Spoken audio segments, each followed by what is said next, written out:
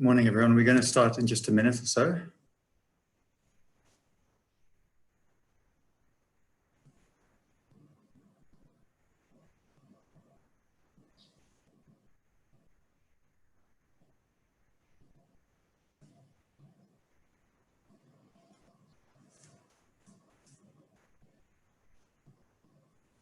Okay, so I think we're going to make a start.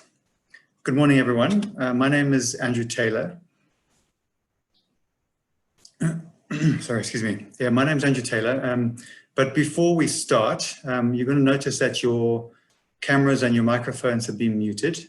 If you have any questions, please hold them or please use the Q&A box that you should be able to find if you hover your cursor somewhere near the bottom of your screen. And we will try to answer those questions at the end of the talk. If there isn't enough time or if there's something that we can't answer, then you're very welcome to send us an email, and my email address will be on the screen on the last slide of the presentation. So this is me, and I have a co-presenter, Ndifelani. Okay, so I'm just going to remove my video for now, so I don't have to confuse myself. Yeah, so Ndi is a colleague that I work with at the Endangered Wildlife Trust. And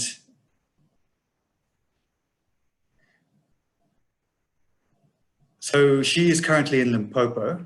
And so when she joins us, hopefully we'll be able to make a seamless transition. If it doesn't work too well, please just bear with us. Okay, so we both work for the Wildlife in Trade program, which is part of the IWT. And the aim of the work that we do is to reduce trade-related threats that impact on the survival of wild animals and plants. So we do this in a number of ways, and we'll talk about those things closer to the end of the talk. But we're going to start out with some basic background on what wildlife trade is, what the scale of it is, and some of the impacts of trade. And then we'll talk about what the IWT is doing to improve our understanding of trade and to reduce the negative impacts of the trade. So a very simple description of what wildlife trade is. Wildlife trade is any sale or exchange of wild animal and plant resources by people. And it, as sort of came up there, it involves plants and animals. Plants often get overlooked in this, but they are a very major part of wildlife trade. And from the pictures on this that you can see here, there are really a huge number of plant and animal species that are used in trade. These are just a very small sample that we use within South Africa. And you can imagine that if you extrapolate this up globally, there'd be thousands and thousands of species. So common uses for wildlife and wildlife products. They're used in foods and drinks. And so, for example, game meat, biltong are all considered wildlife products. And on the illegal side, there would be bushmeat. I'm going to talk about illegal versus legal in a minute or two. Different types of medicine, complementary medicine, which is just a non-conventional medicine, traditional medicine. Top right of your screen, that's a picture from a traditional market. Wildlife products are used in cosmetics. I'm sure everybody will be familiar with aloe ferox products, which are used for skin treatments, and many other wildlife products are used in cosmetics. They're used for ornaments, whether that be in your garden, sort of cycads, ornaments like elephant ivory, which I'm sure many of you will have seen pictures of very ornately sculptured ivory tusks. Even birds like crowned cranes can be considered as ornaments if they're put into zoological gardens. Many wildlife species are used as pets, and the example here is the African grey parrot. It's traded very widely in very large numbers. And wildlife products are also used in construction. So at the bottom of your screen, you can see thatch grass would be a good use of grasses. So as I mentioned, wildlife trade can be legal and it can be illegal. So this, I think, would be my take-home message. If you're going to take anything back away from this, I'm going to throw this in very early. Not all wildlife trade is bad. So I'd really like to emphasize from my perspective that this is a very important thing to remember. So although I would add a caveat in that legal trade can be harmful, however, if it is done unsustainably or if it is done in a way that creates significant welfare issues. Because of all the talk of illegal trade, it's very easy to forget that because of all the talk of illegal trade, it's very easy to forget that legal trade in wildlife products provides a source of income for millions of people worldwide, and including many within South Africa, and a huge number of goods for hundreds of millions of consumers worldwide. So it's very important for people, and it can also be very important for conservation. So it plays a really important role in national and international economies, and it can be done in such a way that it doesn't negatively impact conservation. But there is a trade-off between human development and conservation biology. So whatever the reason for using wildlife products, a huge proportion of our trade, economy, and way of life is reliant on these products. So we have to remember that there are human issues that we need to consider. We can't just stop all wildlife trade, but there is the other side of the coin, in that it can, if it isn't done sustainably, or if it's done very often, if it's done illegally, it can have very negative impacts on conservation biology. So we really need to find a balance. And the two examples you can see here. So on the one side, on the very negative side, you have elephant poaching, which is leading to severe declines in elephants across Africa. And then on the other side, you could have a wildlife ranching situation where wise and sustainable trade of animal products has actually led to a very significant increase in the number of antelope species, antelope numbers that we have in the country. So how is legal and illegal trade monitored and regulated? So at an international level, there's the organization called CITES, which is an acronym for the Convention on International Trade in Endangered Species of Wild Fauna and Flora. And this is an international agreement between governments. And the aim of CITES is to ensure that international trade in specimens of wild animals and plants does not threaten their survival. But it's important to remember that the point of CITES is not to simply ban all trade. That was never the intention when CITES was developed back in the 60s and 70s. Its real intent is to try and reduce the impacts or prevent negative impacts of trade. Now, CITES itself does not have a law enforcement mandate in any countries, but countries that are members of CITES, they're called parties to CITES, are basically bound by the convention because they're signatories to the convention and they are bound by the regulations. So individual countries have to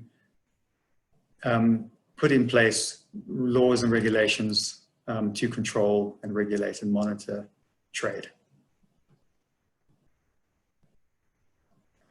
So at a national level, trade is monitored and regulated initially by the national government. So on the left-hand side, you've got what was the Department of Environmental Affairs, is now Department of Environment, Forestry and Fisheries. So I just used an old logo because I wasn't able to find a newer one. So they monitor and regulate trade. They give out permits for a lot of trade-related issues. And they also crack down using legislation on anyone impinging on regulations. Anybody breaking the law will get prosecuted via environmental laws put in place by Department of Environment and Forestry and Fisheries. Now, there are also, all the 9 provinces have their own local legislation, their own ordinances, which are used to regulate trade as well, and they also give out permits. And then there's also SANBI, which is the South African National Biodiversity Institute, and they are a parastatal organization that work very closely hand in hand with government, and they help to monitor trade and they help to set legislation and set policy. So they advise what's going on in the country, and they use, and ideally they use science and evidence-based information to do that. Okay, so what is the scale of wildlife trade? And so we need to kind of, it's easier to break this down into legal versus illegal. Now, at a global level, I'm not aware that we have any kind of estimate of legal trade. So I'll talk about legal trade first and the scale of legal trade. So I'm not sure that there is a global estimate, but according to traffic, in the EU, the legal trade in wildlife runs at about 100 billion euros per year. So you can imagine how significant that is and how, sort of the revenues generated, the impact that can have on society. At a regional level, we have a reasonable idea of what's going on within the SADC region. So that's the 14 or 15 odd countries within the sort of southern and eastern Africa and off to the east coast as well. Now, a study done back in 2016 looking at CITES exported wildlife products going out of the SADC region from the year of 2014, that estimated a total revenue generation of about 340 million US dollars. So at the time, you can imagine that would be maybe 3.5 billion rand. And then if you look at some of the more common species traded out of the SADC region, and remember this is CITES species, so this doesn't include species that are not considered threatened and that are traded. So the Nile crocodile generated 57 million US dollars. The Cape fur seal generated 64 million US dollars. The African grey parrot, 31 million US dollars. And African teak, 73 million US dollars. And then the value of legal domestic wildlife trade in South Africa that doesn't fall under CITES. This has not been estimated accurately, to the best of my knowledge. But if we were to consider just the private wildlife sector, so wildlife ranching and private protected areas like nature reserves, and this does not include people who are using wildlife products on a small scale, but trading them like for things like bioprospecting. Looking at wildlife ranching, for example, we have breeding and selling of live animals, you have game meat production, you have biltong hunting, you have trophy hunting, and you have ecotourism. And we could say for sure that the wildlife ranching sector generates more than 500 million US dollars per year. And currently that's probably more than 10 billion rand. And it's also important to realize that in many cases, a lot of the money generated through wildlife ranching can be recycled back into conservation practices, which is a good incentive for landowners to conserve wildlife. Okay, so let's move on to the illegal side of things. An estimate now this is I think a 2013 or 2014 estimate. So all transnational organized environmental crime was estimated to fall between 70 and 213 billion US dollars in 1 year. And this information comes from a report authored by Nillerman and a few other people back in 2014. Now, that 70 to 213 billion, that initially, first of all, what you can see from that is we really don't have a good, accurate idea of what's going on. A huge range between 70 and 213. So we really could do with having a better estimate than this. And now that 70 to 213 billion includes timber and fisheries, which are by far and away the largest segment of illegal wildlife trade. So if you remove the income generated from timber and fisheries on the illegal side, and you come down to wildlife trade, the estimate for 2014 was 7 to 23 billion US dollars. So that's still a very, very significant amount of money. And you commonly hear people saying that illegal wildlife trade falls within the top 4 illegal trades internationally. So that would include guns and ammunition, weapons, people, human trafficking, and drugs. Okay, so what is happening at a sort of a more local level, the scale of the illegal wildlife trade in South Africa? To the best of my knowledge, a good estimate hasn't been made, but you can imagine, given our very high biodiversity in the country, there's a lot of species that you will have heard about: pangolins, rhinos. There's also marine fishes, plant cycads, and then on the bottom left, we also have our traditional medicine markets. So you can imagine the scale is very significant. But although we don't actually have a proper estimate, you can, even if you just look at a couple of species that are very commonly or very widely known to be exploited illegally. So if we look at rhinos, as you will all be aware, South Africa started to experience a very strong spike in rhino poaching back in 2009, 2010. And for 3 or 4 years in a row, we lost more than 1,000 rhinos.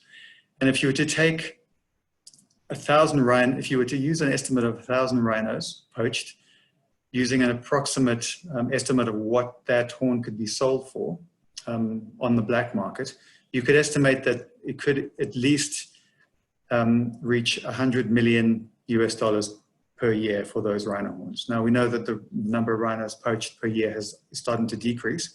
But that just gives you an idea of the amount of money going into illegal trade purely through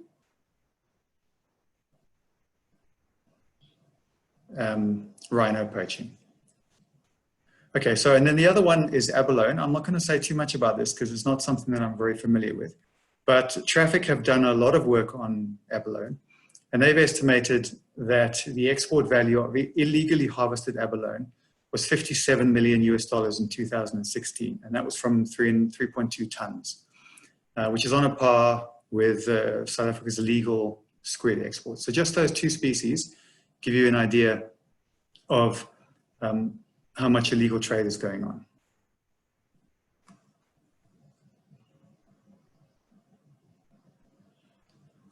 Sorry, I was just checking. I thought I got a message. I was just checking what's going on. Okay. So what are the impacts of illegal wildlife trade? So first of all, there are many threats to biodiversity. Illegal trade and unsustainable trade is not the only threat. Of course, we have habitat loss and degradation, climate change, and we also have human encroachment into wild areas. And then within that, we also have overexploitation, and then that's where illegal and unsustainable trade comes in. So at a regional level, we know from the red lists that about 17% of mammals, 15% of birds, 9% of reptiles, and 15% of amphibians all are listed as threatened on the red list. And this is at a regional level, not just South Africa. And so all of these species that are sort of encompassed here are threatened with extinction. And this does not necessarily include species that are declining but haven't yet fallen onto that list.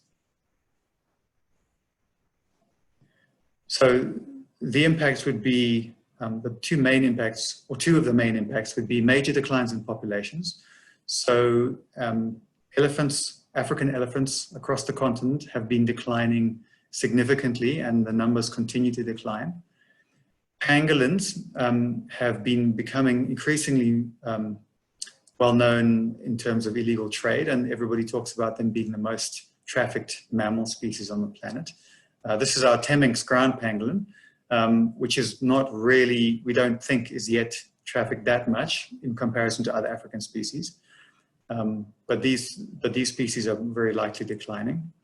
And then we have the sun gazer lizard, but of course we have rhinos and many, many other species that are declining due to many reasons, but including illegal wildlife trade. And these species in particular are impacted by wildlife trade. And then another major impact of the illegal trade is the involvement of criminal syndicates, organized crime. Because of the huge amount of money that can be made from trading wildlife illegally, this has attracted in organized criminals. And they, of course, have then expanded the whole trade, and they've made it incredibly difficult for law enforcement to actually to stop the trade. And they've also then, organized crime has then also involved and brought into to illegal trade local communities who are poor and do not necessarily have enough resources. And so it's very tempting for people in those situations to take money to be involved. So organized crime has had very severe impacts on wildlife and on society as well. And just as another species example, so there are 8 species of pangolin globally. 4 of them are in Asia and 4 of them are in Africa. All 8 species are threatened with extinction. The 4 Asian species are either critically endangered or endangered, and the 4 African species are either endangered or vulnerable. And so this, this is almost entirely through illegal trade, whether it's for meat for food or whether it's for traditional medicine purposes. All right, so what is the Wildlife in Trade program doing to reduce the impact of illegal wildlife trade? So first off, this is not something that we do in isolation. We don't do this on our own. There are many state and private organizations working on this. Of course, national government, the Department of Environment, Forestry and Fisheries is working on this in a very, very big way. They're taking it very seriously. We have South African national parks, provincial environmental organizations. Many private organizations are involved, and of course, many NGOs, and IWT is one of those. But it is one of our main programs, and we've been working on illegal wildlife trade for some time. So we have, one of the things that we do is we work with people to try and improve detection of illegal products before they either leave a national park or before they leave the country and get trafficked out of the country to other countries where they get used. And we have a couple of detection methods that we've become more and more involved with over the years. And so we have the sort of tried and trusted method of detection dogs. And I think, if I recall, there's going to be a presentation on this in the next couple of weeks. And EWT has become more involved with this. We now have our own detection dog training team, and you're going to hear much more about that in the next one of the future presentations. And we've also been trying a novel method. So we've been working with an organization called Apopo, who are using giant pouched rats. And these rats have been used very successfully to detect TB, and they've been used very successfully to detect landmines in Mozambique. And so we are trying to work with these rats to see if they can detect illegal wildlife products. And so far, in the testing period, they are it's working very well, very high detection and accuracy rates. The next step will be to try and actually get these rats out into the field, out into, say, ports in shipping ports and container ports, to see if we can use them. That's going to be the next step, and that could be quite a tricky thing to do, but that's where we're aiming for. We do a lot of training, and we've done a lot of training with law enforcement entities, including SARS and customs, to try, and with that, it's mostly a case of trying to raise awareness and raise the level of understanding of illegal wildlife trade, why it's important to do something about it, the scale of it, and the impact that it has on our country and on society. And then something that I've personally been involved with, we've worked with law enforcement on situation awareness. So the idea behind this is to get places with species like rhinos or elephants or other species that are poached, to try and get them collecting data, being aware of the surroundings, being aware of exactly what's going on in their reserves or their national parks. And so far we've worked with a product called Seymour, which is developed by the CSIR, and they've done this in collaboration with Sandparks and with DEF, Environmental Affairs.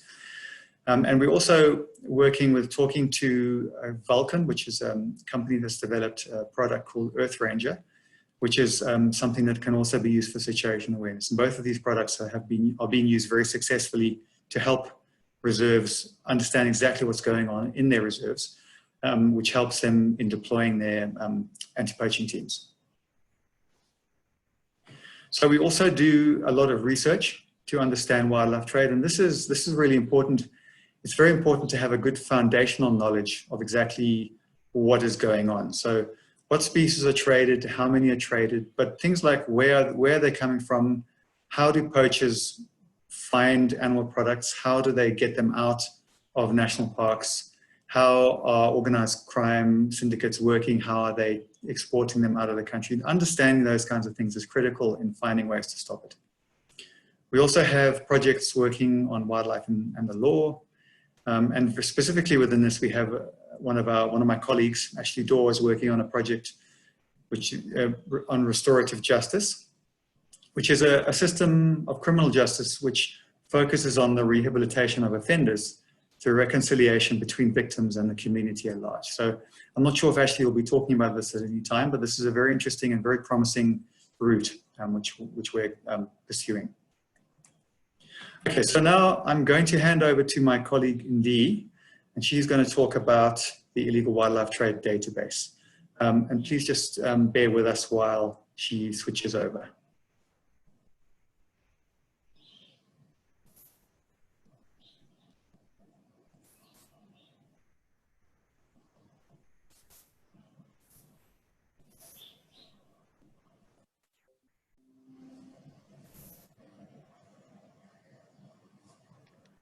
Good day, everyone, and thank you so much for joining us. My name is Ndifelani, Mulaudzi, a wildlife trade officer. Today, I'm going to talk about our illegal wildlife trade database.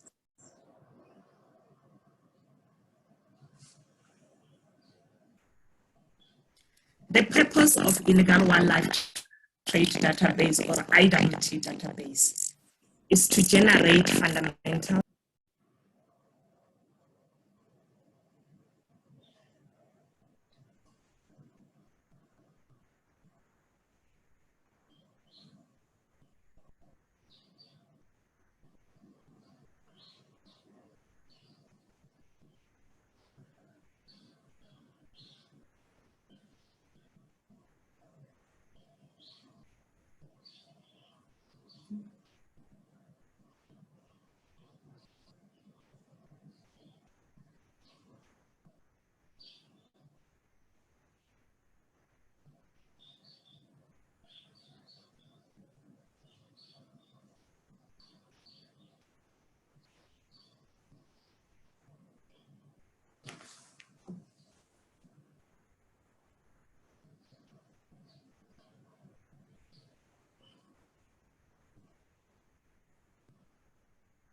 Hi everyone, we're just having a few technical difficulties with Ndi's sound, and we will sort that out and get her back on track for you in a second.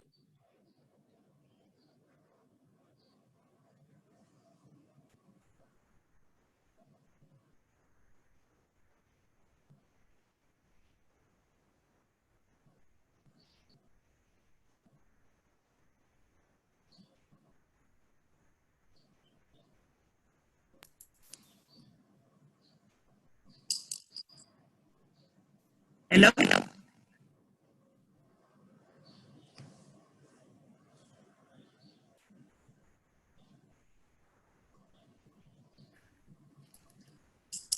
Okay, we can proceed now. I can hear you. Okay, I was explaining the information source. Where do we get the information source to feed on our database? This is an open source data where we collect our information from different sources like Google Alert, where I extract our information to our database. We get most of our information from online sources or online publications. I also use the search website called Feed.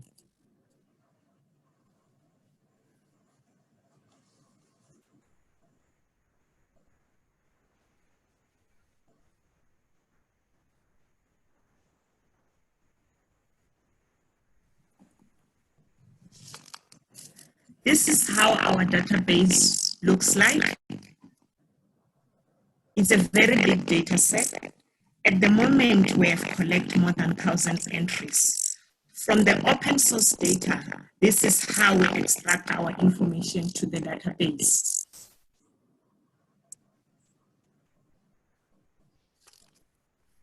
The key features of database, or where we want to focus from the information that we extract from open source. We want to identify the highest species.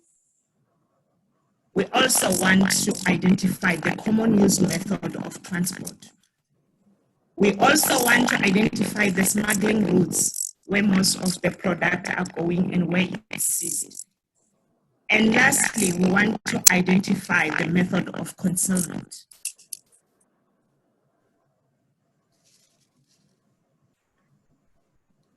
These are the sum of the results we pull out from the database. There are more than 20 to 30 seizure species, but they are not commonly used.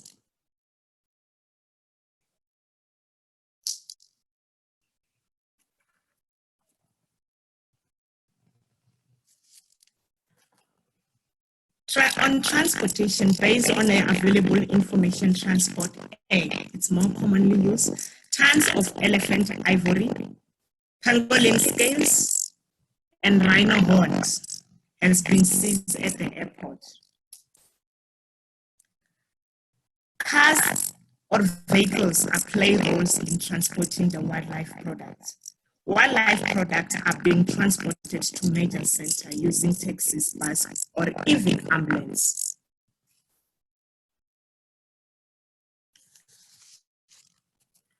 On our trafficking routes, we only interested in three main factors, which is origin country, seizure location, and destination country. The bigger the circles show how significant the country is. If you check on the slide, we have different colors. You can see from the pattern of the most origin country are from South Africa, and the most destination countries are in Asia.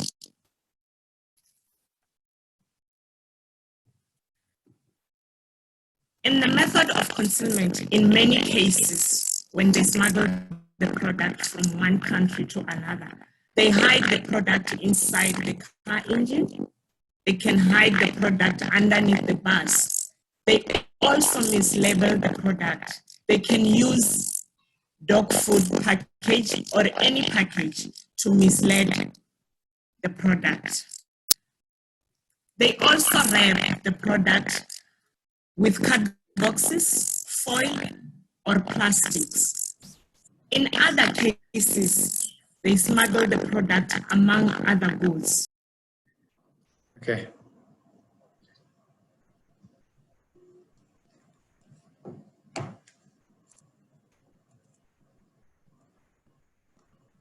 Good day. Hi there, everyone. So I'm very sorry about that. When we tried it earlier, Ndi was coming through clearly, but now obviously you can tell that she's not. So sorry. Now I need to.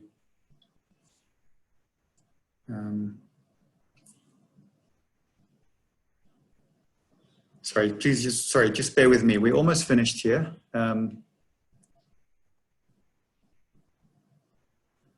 I'm just trying to come back to my presentation. So,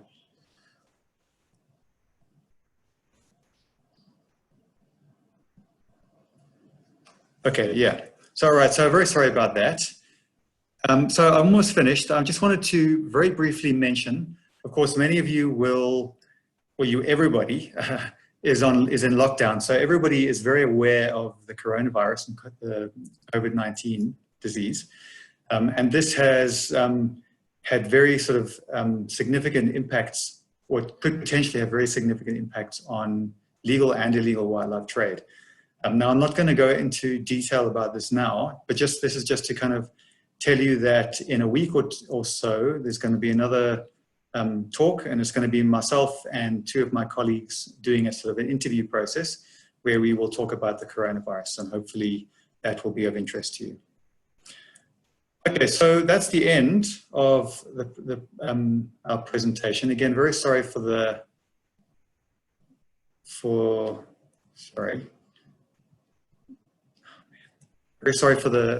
mix-up. So I see that there are a few questions. I'm just going to start. I'll take a look at them now. And you can see, so my email address is there. If anybody has questions that we don't get to, or that you feel are not sort of answered satisfactorily, then please let me know. You're very, very welcome to email me.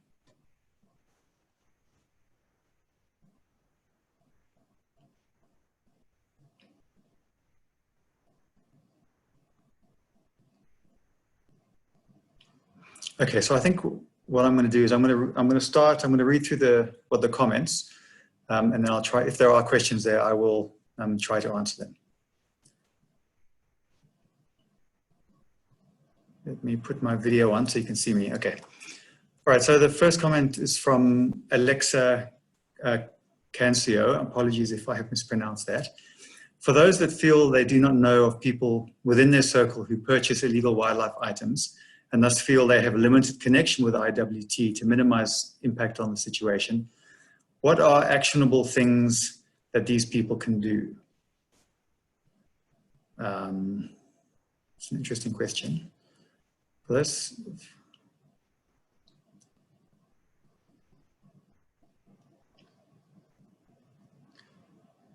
okay, well, I think, so what are actionable things that people can do? So, I mean, in terms of law enforcement, that has to be left to official formal law enforcement agencies. So the SAPS, sandparks and provincial parks, anyone who has a mandate to enforce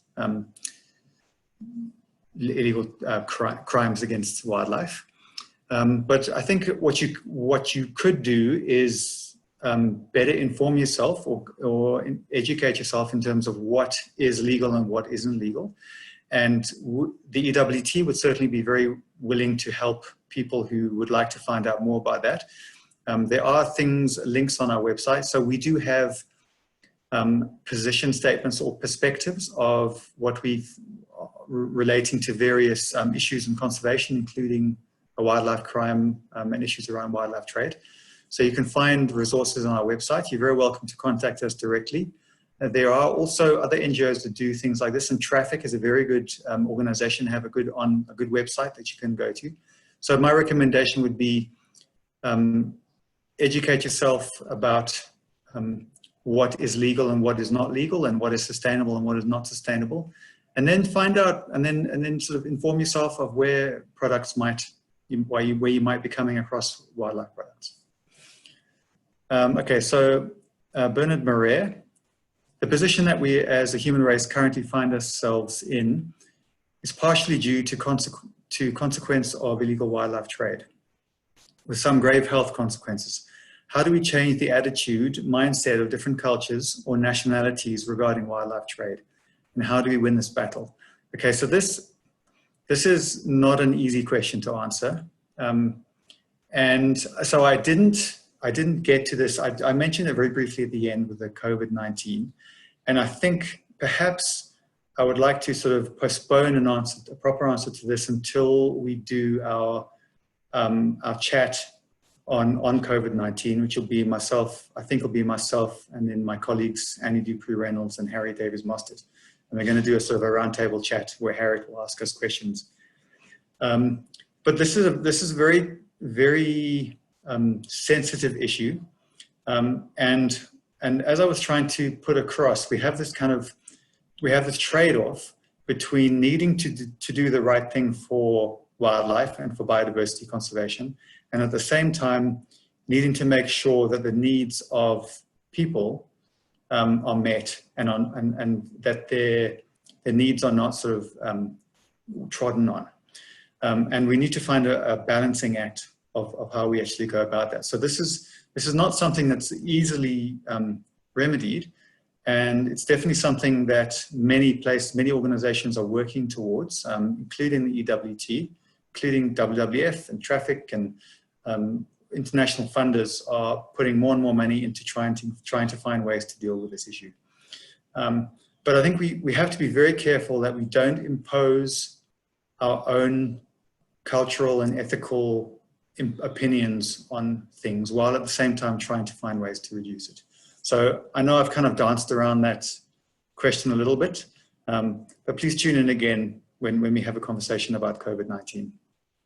Okay, so the next one is Letitia Steinberg, apologies if that's the pronunciation.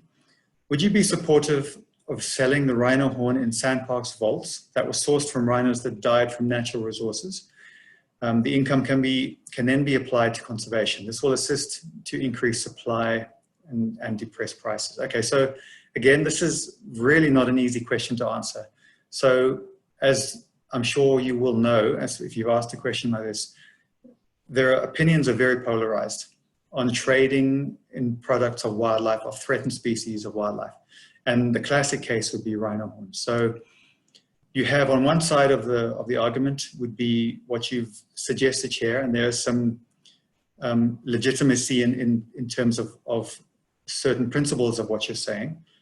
So if you took legitimately obtained rhino horn and you were able to sell it legally, if in doing that, you could push aside or reduce the amount of illegal product being sold, and therefore lead to, if that led to a reduction in poaching, then the EWT would very likely support such a situation. However, we do not currently feel that there's sufficient evidence that the outcome would be positive. So there is also a risk that if you initiate a legal trade, you could end up with a situation where poaching increases. And I don't think I really have time to go into the details of it. But so what we would like to see as an organization is if we could demonstrate with a reasonable amount of, not certainty, but a reasonable amount of evidence that having a legal trade in rhino horn, whether it comes from animals that have died naturally or whether it's come from farmed rhinos, because don't forget you can cut the horn off a rhino without harming the rhino. The horn grows back again, so you have an ongoing source of rhino horn. We would like to see evidence that shows that if we had a legal trade in rhino horn, that it would lead to a reduction in poaching. And that's really the big question. And I think hopefully there are people still working on this, but that question to our knowledge hasn't really been resolved yet. So the answer is I don't know. Okay, so the next question is from Eleanor Mary Cadell. Traffic used to have their offices within EWT. Is this the case? Okay, so no. So just very briefly, Traffic have moved. They moved out of the EWT offices some time ago. If you need to get in touch with someone, I can very easily do that. Just send me an email. They're based in Pretoria at the moment. We do work, and you also say how close to the associations between us work. So we regularly work together, we interact a lot. In fact, one of our big projects at the moment is a combination of EWT and Traffic. Marianne McKay. I heard that the corruption is so ubiquitous within the Department of Agriculture, okay, and that's not me saying that, that is almost uncontrollable. See recent Daily Maverick article about the judiciary by Marianne Tam. Is this and other departments not actually inextricably involved? Okay, so globally speaking, we know that corruption is a really huge player in the ongoing problem with illegal wildlife trade. I think if there was a way to remove corruption, globally speaking, or within countries, that would really be a big game changer. It's so difficult to do. There are people who are sort of looking for ways to work around that. But very specifically to your question, I don't think I can't make any statements. I do not have any direct evidence for that. So the next one is from Corey Rushford. How do you train the pouched rats to detect illegal wildlife? Each species has a different scent, or do you focus just on the most commonly traded? Okay, so I have not been personally involved with this project. I just have a sort of an overview, a general understanding of it. But, and I think you could sort of look on our website, and you're very welcome to email me about this, and I could get someone to send you more information. But they are very sensitive to different smells, very accurate, and they can be trained on pretty much any scent. So APOPO, which is the organization that work with the rats, and we work indirectly with them, and we help them get funding to do the work. And we also work with them to try and get this method actually into places where where this work needs to be done. So they go through a process. I think it's a few months of training the rats, and I know that so rats are easier to get hold of. They're cheaper to get hold of. They're cheaper to feed. They're cheaper to house. They're easier to train. They're not reliant on one specific trainer. So in many, many ways, they have big advantages over dogs. But also they're much smaller, and so they can only cover much smaller areas. But the training, I think, is done similarly, in a similar way to as you would train dogs. But as I'm not really an expert on this, I would probably rather leave this to someone else to explain. But as I said, you're very welcome to get in touch. So, Rhiannon Gill, with the lockdown, are you seeing an increase in species being traded illegally, given resources to monitor the trade is probably very limited at present? Okay, so I'm afraid I don't know. So I've had conflicting feedback. So one of my colleagues from the Lowveld, and I won't say where from, has told me, and this person is in a large reserve adjacent to Kruger National Park, has told me that it's very, very quiet at the moment. They still have their full poaching teams up and running because they're within a reserve. They're allowed to do that, and they have permission to do that. They're considered essential service. So they running on full bore with their anti-poaching teams, and it's been very quiet. So I have also heard from another friend saying that in other countries, in Namibia, that the poaching has increased. And I think in places where anti-poaching teams have been locked down, and if there are places where they're not allowed to work, almost certainly they will be suffering. But I don't actually really know what's really happening. I think what many people have seen on social media and other places is that in areas where people really have evacuated, you're seeing more and more wildlife come into built-up areas, urban areas, on the streets, and there's lots of footage of that. But I think it's also, so it's likely that wildlife in areas where people aren't going is doing well, and they're coming into areas where humans weren't before, and that would, if we stayed away entirely, there'd be a huge resurgence in wildlife. But I think it's also really important to recognize that a very big part of our wildlife industry is dependent on tourists. And currently there are 0 tourists coming in for obvious reasons. There are no local tourists going anywhere as well. So places that are dependent on tourism, and that's ecotourism, photographic tourism, hiking trails, but also hunting tourism, trophy hunting, bolt-on hunting, that's all completely and utterly shut down. And that's having really major impact on places. And just like airlines and other sort of tourist industries, if we can't resolve the problem within a certain amount of time, who knows what damage could be done. And the reason that wildlife thrives in many places is because of the money generated through tourism, which is an incentive to keep wildlife on land. So it's a serious concern for some areas of wildlife. What is your opinion? So this is Vern Coe.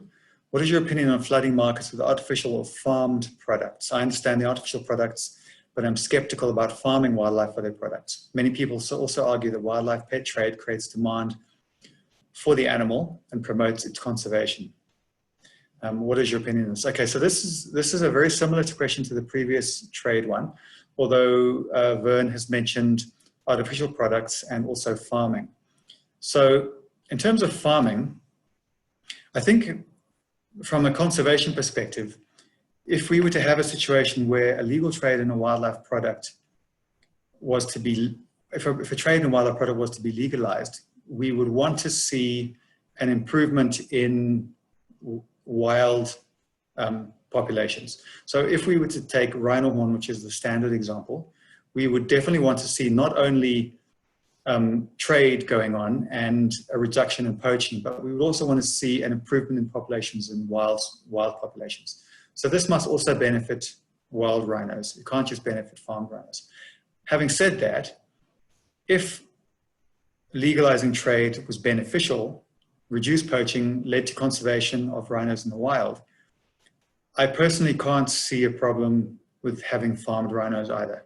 because that's where a very large amount of the horn would come from. So this, I'm aware that this is a very controversial subject, but considering that you can farm rhinos, keep them in good condition, it doesn't harm them generally. I mean, you have to be very careful when you're anesthetizing them, but sort of veterinary processes have really improved over the last 20 or 30 years. So as long as there's no animal welfare issues, and as long as it improves wild rhino conservation, having a segment of horn coming from farmed rhinos isn't necessarily a bad thing. I don't know how to answer your question about artificial products. This is the sort of opinions on this are very mixed. And there could be ethical issues as well. So I personally don't think that using artificial products is going to be beneficial for anything. Okay, let's see if I've missed one. So a question from Ali, again, sorry for the pronunciation, I'm just going to say from Ali. A comment, the database is a great idea. I suggest you add a column for disease too, previous reports, etc. As many wildlife can have potential zoonotic diseases. So knowing which bushmeat, for instance, is popular in a certain area, then we can follow diseases. So yes, I don't know if we put it into our database, but this point of zoonotic diseases is very, very important. And I think, please again, as I mentioned just now, tune into our discussion, I think in a week or two, where we will be talking very specifically about zoonotic diseases. So Kelly Long says, for general public, what can we do to help minimize IWT or best even stopping it? So this is similar to the previous question. I think it's good to educate yourself and inform yourself about illegal wildlife trade and also about legal trade, because as I hope I demonstrated, legal trade can also be very beneficial. But sort of make sure you understand the background and have some knowledge about legal and illegal trade.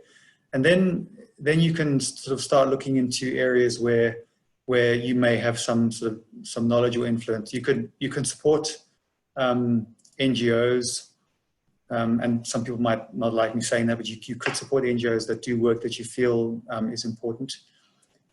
You could also be very careful about what you buy when you're driving out in sort of rural areas. So, for example, if you see someone selling chameleons or tortoises, I'm not really sure what the best thing to do is here, because if you buy something and then go and release it again in the wild, people would say you are stimulating demand. So I would not recommend doing that. What I would suggest is that you could report people from doing that, and especially with threatened species. So if you were to ever see someone carrying a pangolin, for example, you should absolutely report that to the police, and there are systems in place. We have people working specifically with pangolins. They work with the SAPS to try and stop people from doing that. So another question from Rhiannon. Are any Southern African bat species illegally traded? What can members of public do to help prevent wildlife being traded illegally? Okay, so the last part of that is a similar thing. Be very careful what you do in terms of don't buy things on the street. Don't support people who might be selling illegal products. But don't write off wildlife trade in total, because it can have beneficial effects. In terms of the Southern African bat species, I don't know, but I'm not aware of bats being traded. And I think that question probably derives from the issue around COVID-19 and the potential link between bats. And certainly there has been links between bats and other zoonotic diseases in the past. But yeah, I don't know. I think they're probably, I guess they are traded probably for bushmeat.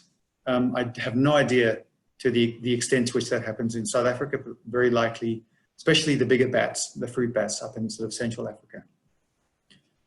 Okay, so Shirley Jade Carswell. CITES has appeared toothless on many issues. What have they done to stop canned hunting lion bones, for example? Why have they not closed these wet markets worldwide where wild animals are slaughtered on the spot? Okay, so first of all, remember that CITES is, it deals with international trade. So CITES can't come into South Africa and have any influence on what we do within the country. So if South Africa chose, for example, to sell pangolins, CITES within the country, CITES wouldn't have any influence on that. Obviously, it would not support that, and we would, South Africa would lose credibility if we did that. So CITES does not have any mandate or any power within a country. Where they come into play is when countries are trading products, wildlife products, across borders. And I think, so in terms of the canned hunting and lion bones, so don't forget, so trophy hunting itself, canned hunting is not considered to be by many conservationists to be a valid form or conservation, to have any conservation benefit. And most hunters do not consider canned hunting of lions, for example, to be proper paka hunting. But again, trophy hunting itself is currently legal.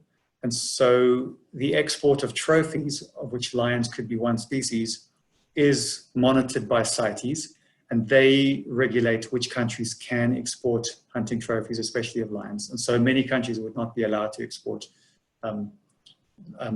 trophy lions, or lion trophies. So they do play a role in stopping trophy hunting, or not stopping trophy hunting, in regulating trophy hunting. And in terms of the lion bones, again, this is not something I've worked very directly with, but what they did at the last the 2016 COP is they allowed South Africa to set a quota. And so that quota was set by the South African government. So CITES currently doesn't really, they could in future have a say in this, but they didn't in 2016. Okay, well, and then again from the same person, what is EWT's stance on canned hunting and the lion bone trade? Okay, so by canned hunting, I will assume that you're meaning the hunting of captive bred animals, and primarily you're probably speaking of lions. So the EWT does not support either of these two things. So we do not support the hunting of captive bred lions for the primary reason that we do not believe it provides any conservation benefits to wild lions. Trophy hunting of wild lions, proper fair chase hunting of wild lions, can generate very significant revenues for countries and national and protected areas that have lions. And so if it is done legally and sustainably, then that's a different question altogether. But in terms of canned hunting, EWT does not support that. EWT is also not in support of the lion bone trade, but we do recognize that CITES allowed South Africa to set a quota.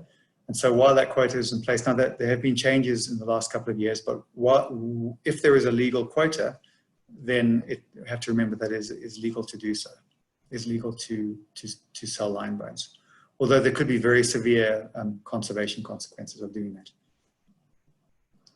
Okay, Carolyn Dunford. Just wanted to say that they were fantastic talks, thank you, and really interesting to hear about the current situation of wildlife trade. Could not make out Ndi's talk, unfortunately, but it was great despite the sound problem. Akshat Abraham, how many different species are killed every year due to illegal trade? Okay, so no idea, I'm afraid. Thousands. So there are many mammal species that are traded illegally, many bird species, reptiles, amphibians, insects, plants, timber trade is just gigantic. So, and in many cases, animals die when it's illegal. Because when they're being transported, you have to hide animals and you're doing it illegally. And so many die. But I'm afraid I don't know how many species, thousands. Marion McKay again, thank you. This was very informative. Pity about Ndi's talk. Alexa Cancio, with the information being released to increase public awareness about IWT, how do you decide what information can be shared and what should not be shared so the information shared will not benefit criminal syndicates? That's a good question. So first of all, we would never share sensitive information that could have a negative impact on future prosecutions or future law enforcement activities. Not that we generally, as an NGO, have access to a lot of sensitive information, because we don't, and we don't request it, because we wouldn't want to have information that we wouldn't want to be sort of implicated in anything. But yeah, so you have to be very careful about sensitive information, but there are lots of information that is worth sharing with the general public, just to raise awareness, because many people are not aware of what is and what is not illegal. So there are many cases where stuff is legal, but many cases where stuff is not illegal. And it's very good to know that. Even if you just go into a pet store and you see a species that shouldn't be there, it's worth knowing. Because then you can either talk to the owner or you can report them.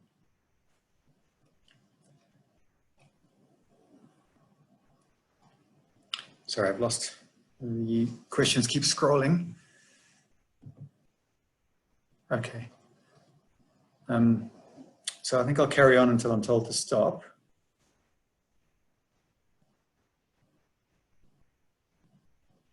Do you work with communities about illegal collecting of rare plants? Okay, so the IWT does have, one of our programs is called People in Conservation, and their focus is people.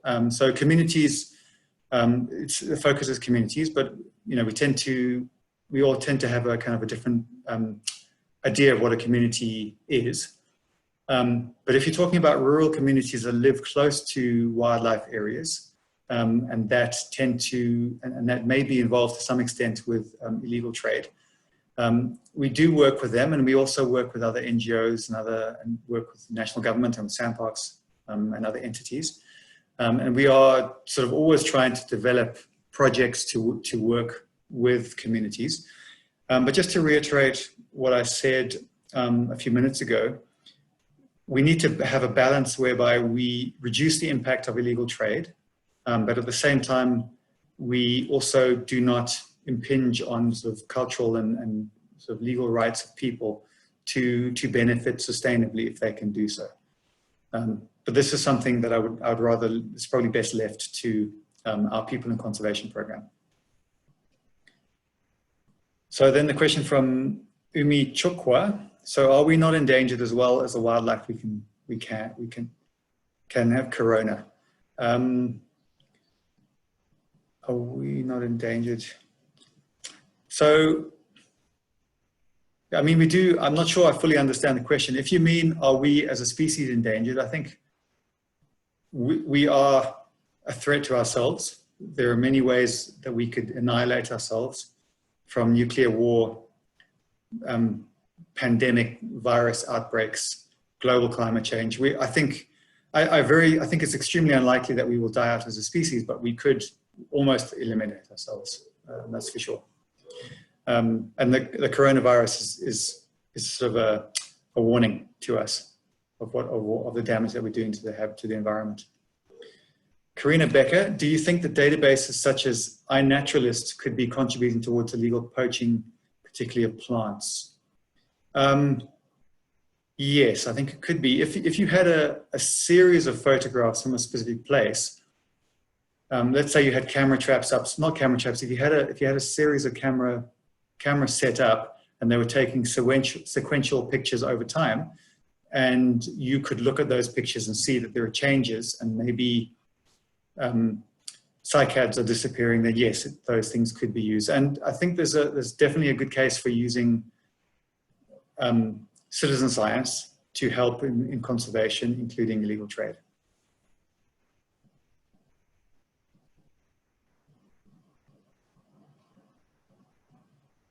Have you come across the trade of owl eggs for traditional medicine? And what work does IWT do in relation to raptors, owls, and the trade? Okay, so what I suggest you do, we do have, and in fact, yesterday's talk was by Gareth Tate, and he is the manager for our Birds of Prey program. I think he was talking specifically about their Karoo project, but we have people working on owls. In fact, we have a number of people who would be considered owl experts. And what I would recommend you do is look on our website, go to the Birds of Prey program and make contact with any one of the people in the program, and they will be able to help you with that. Okay, that seems to be the end of it. Oh no, sorry, no, it's not. Pam Herkins, would there be any opportunity for an international master's student, say European, to do an internship to finish their degree at the EWT in the wildlife trade area or other fields within EWT?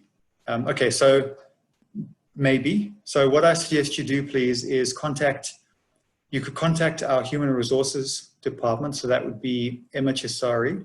And if you're specifically looking for wildlife trade internship or student, then contact Annie Dupree-Reynolds, who is our program manager for IWT, and they are on the website. And I think there are links to, if you can't find their email addresses, you can email me or you can email the general EWT email address. Okay, Nadia LaRue, a comment on hunting. We see videos shared of what's supposed to be a close call moment and impress us. I wonder if coming from a different angle, instead of anti-hunting and activism, we move towards educating and informing the public. That in these cases, clearly the PH is unqualified and of poor quality as a service provider. That in cases where it takes several shots to land an animal, animals getting close enough to cause or potentially cause injury to hunting parties, the client essentially has lost valuable money. A PH with good ethics and a good record of setting. Okay, sorry, apparently we're on the last one. Okay, so I agree. So we do have a proper setup of training PHs in South Africa. And I know it has been improved over the last few years, but without question, a PH should be experienced. And I think if you're talking about a species that's dangerous, like a buffalo or an elephant or a lion or something, the PH has to have a higher level of training, and they have to have a dangerous game hunting permit. But totally agree, hunting should only be, or foreign hunters should only be taken by qualified and experienced PHs. And I agree also that it's very important to educate the public, and you can certainly have opinions about whether trophy hunting is acceptable or not. And I totally accept that people have different opinions on that. But at the very least, we need to be aware of the potential conservation benefits if it is done responsibly. Okay, so thank you very much. I think that's all we have.